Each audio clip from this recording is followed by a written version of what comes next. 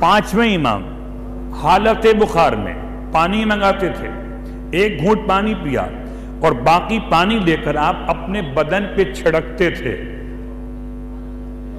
اور یہ تمام باتیں پانی کی باتیں ہو رہی ہیں، صرف پانی کی بات نہیں ہو رہی، پانی چھڑکتے تھے اور اپنی زبان سے ارشاد فرماتے تھے یا فاطمہ بنت محمد، اور جو آزمانے کی نیت رکھتا ہو اس سے میں مدد خواہ ہوں۔ آزمائش شرط باہر ہوتی ہے مداریوں کے یہاں، ولایتیوں میں عقیدہ شرط ہوتا ہے۔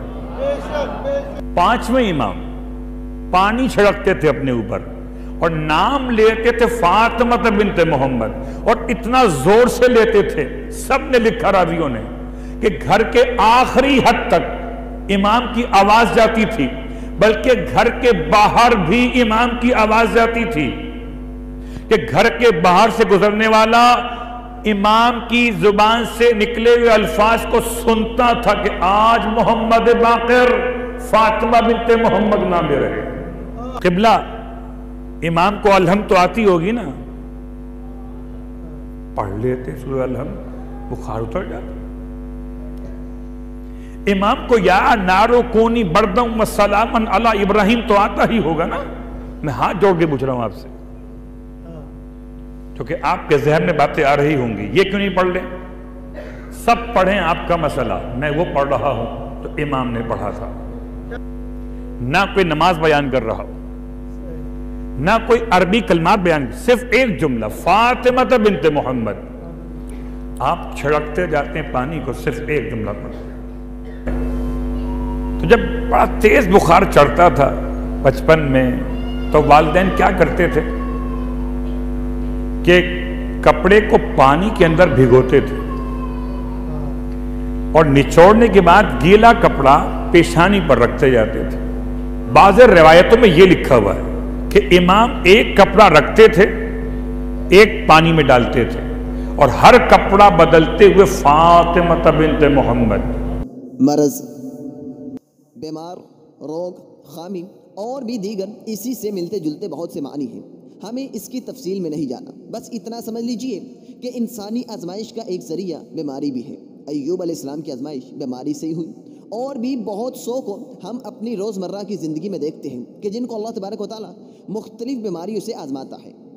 وَلَنَبْلُوَنَّكُمْ بِشَيْءٍ مِّنَ الْخَوْفِ وَالْجُوعِ، ہر انسان کی آزمائش لازم و ملزوم ہے، بس ہر کسی کو وہ اس کی طاقت کے مطابق آزماتا رہتا ہے۔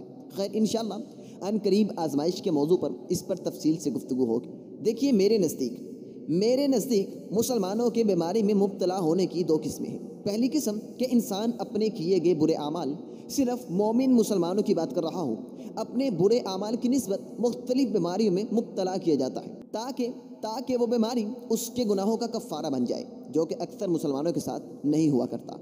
دوسری بیماری کی قسم انسان کی آزمائش ہوتی ہے کہ اللہ تبارک و تعالیٰ اسے بیماری کے ذریعے آزمانا چاہتا ہے کہ کیا وہ بیماری میں مبتلا ہو کر میرے بارے میں برے خیالات کا اظہار تو نہیں کرتا، کیا اس کا یہ یقین اور پختہ ایمان ہے کہ اسے اس بیماری سے نجات دینے والی ذات کون سی ہے، کیا وہ بیماری کے ان ایام میں بھی ہمیں یاد رکھتا ہے یا نہیں، کیا وہ اللہ پر گلہ شکوہ تو نہیں کرتا، کیا وہ ہماری رحمت سے مایوس تو نہیں ہوتا۔ مولوی صاحب کی کریے کہ اللہ نے سانوی بیماری لانی سی، کہ اللہ نو ساڈے تے ترس نہیں آندا، ساڈی بیماری دا علاج صرف موت ہے۔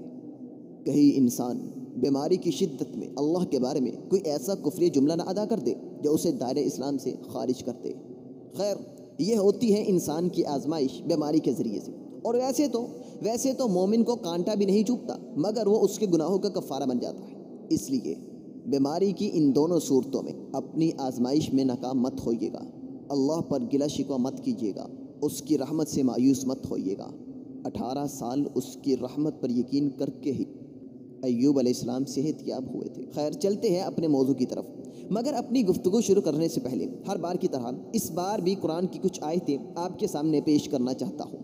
قرآن نے ہمیں شفا حاصل کرنے کے کون سے ذرائع بتلائے ہیں، مومنوں کے لیے شفا کے اسباب۔ آئیے قرآن پڑھتے ہیں پھر کچھ احادیث سنا کر اپنی گفتگو ختم کرتا ہوں۔ قرآن کہتا ہے وَإِذَا مَرِضْتُ فَهُوَ يَشْفِينِ۔ ابراہیم علیہ السلام کا عقیدہ کیا ہے؟ کہ جب میں بیمار ہوتا ہوں تو وہی مجھے شفا دیتا ہے۔ ابراہیم علیہ السلام نے کوئی منطق کوئی منتر نہیں بتایا، ڈائریکٹ عقیدہ دیا ہے کہ جب میں بیمار ہوتا ہوں تو اللہ ہی مجھے شفا دیتا ہے۔ کسی کے نام کا ورد کرنے سے یا کسی کے در پہ جا کر شفا مانگنے کی ضرورت ہی نہیں پڑتی۔ اما یجیب المضطر اذا دعاہ ویکشف السوء، کون ہے جو بے قرار کی دعا سنتا ہے، اس کی پکار کو سنتا ہے جب وہ اسے پکارتا ہے، اور کون ہے جو اس سے اس کی مشکل کو دور کرتا ہے، اس کی بیماری کو دور کر کے شفا میں بدل دیتا ہے۔ الہ مع اللہ، کیا اللہ کے علاوہ کوئی اور بھی ہستی ہے جو بیماروں کو صحت یاب کر سکے؟ وَإِذَا مَسَّ الْإِنسَانَ الضُّرُّ دَعَانَا لِجَنبِهِ أَوْ قَاعِدًا أَوْ قَائِمًا، اور جب انسان کو تکلیف پہنچتی ہے، انسان کی فطرت اللہ بیان کر رہے ہیں، تو اپنے پہلو پر یا بیٹھا ہوا یا کھڑا ہوا ہمیں پکارتا ہے، یا شافی الامراض۔ پھر جب ہم اس سے اس کی تکلیف کو دور کر دیتے ہیں تو چل دیتا ہے، جیسے اس نے ہمیں کسی تکلیف کی طرف جو اسے پہنچی ہو پکارا ہی نہیں۔ اللہ اکبر، سرکشی اختیار کر لیتا ہے۔ کون تکلیف کو دور کرتا ہے؟ وَإِن يَمْسَسْكَ اللَّهُ بِضُرٍّ فَلَا كَاشِفَ لَهُ إِلَّا هُوَ، اور اے محمد صلی اللہ علیہ وسلم، اگر آپ کو کوئی تکلیف پہنچائے تو اللہ کے سوا اسے کوئی دور کرنے والا نہیں۔ وَإِن يَمْسَسْكَ بِخَيْرٍ فَهُوَ عَلَى كُلِّ شَيْءٍ قَدِيرٌ، اور اگر وہ آپ کو کوئی بلائی پہنچائے تو وہ ہر چیز پر پوری طرح قادر ہے۔ نبی بھی اپنے اوپر آئی ہوئی مصیبت کو خود ٹال نہیں سکتے۔ کتنا صاف عقیدہ دیا ہمیں قرآن نے، وَنُنَزِّلُ مِنَ الْقُرْآنِ مَا هُوَ شِفَاءٌ وَرَحْمَةٌ لِّلْمُؤْمِنِينَ، یہ قرآن ہے شفا کا ذریعہ۔ قُلْ هُوَ لِلَّذِينَ آمَنُوا هُدًى وَشِفَاءٌ، اے محمد صلی اللہ علیہ وسلم فرما دیجئے، کہہ دیجئے، یہ قرآن ان لوگوں کے لیے جو ایمان لائے ہدایت اور شفا ہے، ہر بیماری کی اس میں شفا ہے، بس تلاش کرنے والی نظر ہو۔ یا ایھا الناس قد جاءتکم موعظۃ من ربکم وشفاء لما فی الصدور وہدی ورحمۃ للمؤمنین۔ ان تمام آیتوں کا خلاصہ یہ ہے کہ شفا صرف اور صرف اللہ کی ذات دیتی ہے، اس کی ذات کے بعد اس کا کلام دیتی ہے، اور اس کا کلام ہی ہمارا قرآن ہے۔ میرے خیال میں اتنی آیتیں کافی ہیں، اور بھی بہت سی ہیں، مگر وقت کی مناسبت کے لحاظ سے اتنی بھی کافی ہے۔ شفا اللہ کے علاوہ کوئی نہیں دیتا، اگر دینے لگ جائے تو وہ وحدہ لا شریک نہیں رہتا۔ آئیے اب تقریباً 1450 سال یا 1500 سال پیچھے جاتے ہیں، اور رسول اللہ صلی اللہ علیہ وسلم کے دور میں، اور دیکھتے ہیں کہ اس دور میں بیمار کیسے صحت یاب ہوتے تھے اور ان کی صحت یابی کا راز کیا تھا۔ رسول اللہ صلی اللہ علیہ وسلم بھی آخر بیمار ہوئے۔ بیماری کی شدت میں رسول اللہ صلی اللہ علیہ وسلم پر پانی کی 7 مشقیں بھی بہائی گئی کہ ہر مشق کے بعد یا فاطمہ پڑھا گیا۔ امام حسن و حسین بیمار ہوئے، ان کو شفا کیسے ملی؟ رسول اللہ صلی اللہ علیہ وسلم پر جادو کروایا گیا، آپ کو شفا کیسے ملی؟ رسول اللہ صلی اللہ علیہ وسلم کے پاس جب کوئی مریض آتا تو آپ کیا پڑھ کر اسے دم کرتے؟ اور اگر بی بی فاطمہ رضی اللہ تعالیٰ عنہ کے نام سے ہی لوگوں کو شفا ملتی تو ظالموں، خود بی بی فاطمہ رضی اللہ تعالیٰ عنہ کیوں بیمار ہوئی؟ اور یہ بات تمہاری ہی کتابوں میں ہے کہ صدیق اکبر رضی اللہ تعالیٰ عنہ کے دربار سے واپسی پر وہ بیمار ہو گئی، اور اسی بیماری میں ان کی وفات ہوئی۔ کن کی؟ سیدہ فاطمہ رضی اللہ تعالیٰ عنہ کی، رسول اللہ صلی اللہ علیہ وسلم کے جگر کے ٹکڑے کی۔ اور شیر خدا حضرت علی رضی اللہ تعالیٰ عنہ خیبر کے موقع پر آنکھوں کی تکلیف میں مبتلا تھے، انہیں کھینچ کر رسول اللہ صلی اللہ علیہ وسلم کے پاس لایا گیا۔ میں یہ ساری باتیں پہلے ہی بیان کر چکا ہوں۔ شفا ہی دیتے ہیں تو ہر بیماری کی شفا دینی چاہیے، صرف بخار کی کیوں؟ اور ظالموں، ان کا پورا گھرانہ ہی ان کی زندگی میں بیمار ہوا، جو ان کو شفا نہ دے سکے وہ ہم کو کیا دے گے؟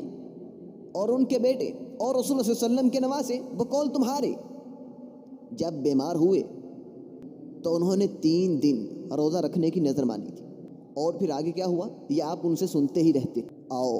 آؤ میں بتاتا ہوں، رسول اللہ صلی اللہ علیہ وسلم نے ہمیں بیماری کو صحت یابی میں بدلنے کے کیا کیا راز بتلائے، کون سی دعائیں سکھلائی۔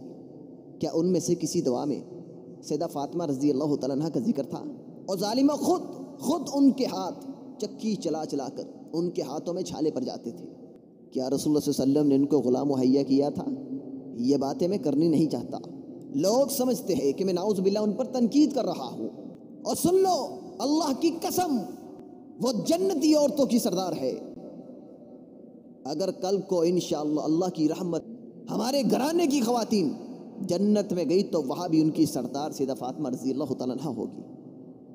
ہم تو ان سے سچی محبت کرتے ہیں، اور محبت اس کا اظہار زبان سے نہیں کیا جاتا. اس کا اظہار زبان سے نہیں کیا جاتا. یہ صرف وہی جانتا ہے جو محبت کرنے والا ہو. رسول اللہ صلی اللہ علیہ وسلم پر جادو ہوا، اللہ نے آسمان سے قرآن اتارا. جبرائیل نے دم بھی کیا، بسم اللہ ارقیک من کل شیء یؤذیک ومن شر کل نفس او عین حاسد اللہ یشفیک بسم اللہ ارقیک. امام حسن حسین کی باری آئی، ان کو نظر بد سے حفاظت کے لیے رسول اللہ صلی اللہ علیہ وسلم خود دم کیا کرتے تھے. اعیذکما بکلمۃ اللہ التامہ من کل شیطان وہام ومن کل عین لام. اور پھر مسلم کی روایت ہے اور بہت مشہور روایت ہے. سیدنا عائشہ رضی اللہ تعالیٰ عنہ فرماتی ہے کہ جب ہم میں سے کوئی شخص بیمار ہوتا تو رسول اللہ صلی اللہ علیہ وسلم اس کے جسم پر دایاں ہاتھ پھیرتے اور یہ دعا فرماتے: اذهب الباس رب الناس واشف انت شافی لا شفاء الا شفاؤک شفاء لا یغادر سقما. ترجمہ کیا ہے؟ اے لوگوں کے رب، بیماری دور فرما دے، شفا عطا فرما، تو ہی شفا دینے والا ہے. شفا تو صرف تیری طرف سے ہے. ایسی شفا عطا فرما کہ بیماری بالکل نہ رہے. لا بأس طہور انشاء اللہ. کوئی حرج کی بات نہیں، فکر کی کوئی بات نہیں. اگر اللہ نے چاہا، کس نے چاہا؟ اللہ نے. کیا ہوگا؟ یہ بیماری تمہارے گناہوں کو پاک کر دے گی. ان اللہ تعالی قال اذا ابتلیت عبدی بحبیبتیہ فصبر. اللہ تبارک و تعالیٰ فرماتا ہے کہ جب میں اپنے بندے کو اس کی دو محبوب چیزوں آنکھوں سے آزماتا ہوں تو وہ ان پر صبر کرتا ہے. اوستہ منہم الجنہ، تو اس کے بدلے میں اسے جنت دیتا ہوں. وہ مرگی کی مریضہ رسول اللہ صلی اللہ علیہ وسلم کے پاس آئی تھی نا، فرمایا سودا سستا ہے، یا دعا لے لے یا جنت کی بشارت لے لے. کہا محبوب، دنیا کی تکلیف آخرت کی تکلیف کے مقابلے میں برداشت کرنے کی میرے میں ہمت نہیں. نہ جانے زندگی کب ختم ہو جائے. تکلیف برداشت کر لوں گی، اور اگر تکلیف برداشت کرنے میں میرے لیے جنت ہے تو یہ سودا میرے لیے بہت ہی سستا ہے. ایمان سے بتلائیے گا، کتنی حدیثیں آپ نے سنی ہے، کتنی قرآن کی آیتیں سنی ہے، کتنے واقعات سیدہ فاطمہ رضی اللہ تعالیٰ عنہ کے ساتھ رونما ہوئے.